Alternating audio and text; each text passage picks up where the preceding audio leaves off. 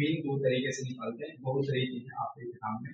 एक तो है डायरेक्ट मेथड, कौन सा डायरेक्ट मेथड, और एक है assumed mean method, assumed mean method. तो दोनों के लिख देता हूँ फॉर्मूला। अगर पेपर में कोई पर्टिकुलर फॉर्मूला लिखा हुआ आता है तो आपको उसी से करना है, अगर कोई पर्टिकुलर फॉर्मूला नहीं लिखा आता मेरे भाई तो आप फ्री में कोई से भी तरीके से मीन निकाल सकते हैं। तो डायरेक्ट मेथड की अगर बात करूँ तो x bar this is the symbol of mean, हम पहले डिस्कस कर चुके चैप्टर वाइज में, ठीक है। फॉर्मूला होता है sigma of f i into में एक्स आई।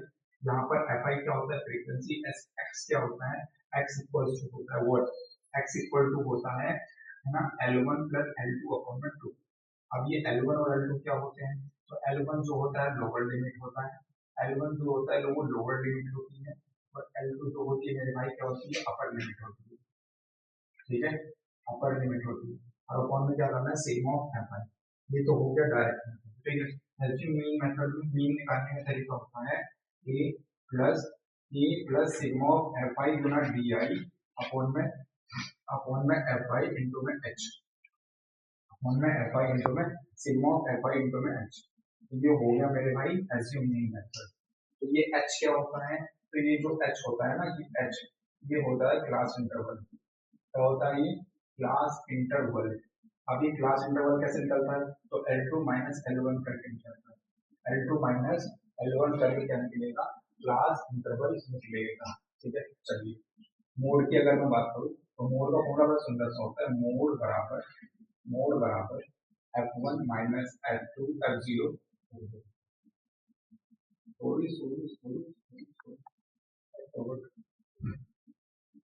मोड का फॉर्मूला, ठीक है। चलो पहले मीडियन का लिख लेते हैं फिर उसको बताता हूँ, ठीक है। मीडियन का लिख लेता तो मीडियन बराबर होती है मेरे भाई, मीडियन बराबर होती है, मीडियन बराबर होती है एल प्लस एन अपॉन में 2 माइनस सी एफ अपॉन में क्या एफ इंटू में एच। ये हो गया मीडियन का फॉर्मूला। तो यहाँ पर ये जो सी एफ है, ये सी एफ क्या है, तो सी एफ है कोम्यूलेटिव फ्रीक्वेंसी, ठीक है। ये है कोम्यूलेटिव फ्रीक्वेंसी। तो ये एन क्या है, N is the sum of frequency, frequency के सम को हम क्या कहते हैं एन कहते हैं, ठीक है। एच मैंने बता दिया।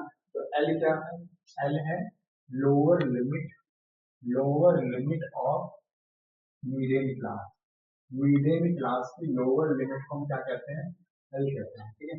ये समझ में आया है, ये समझ में आया कि नहीं आया,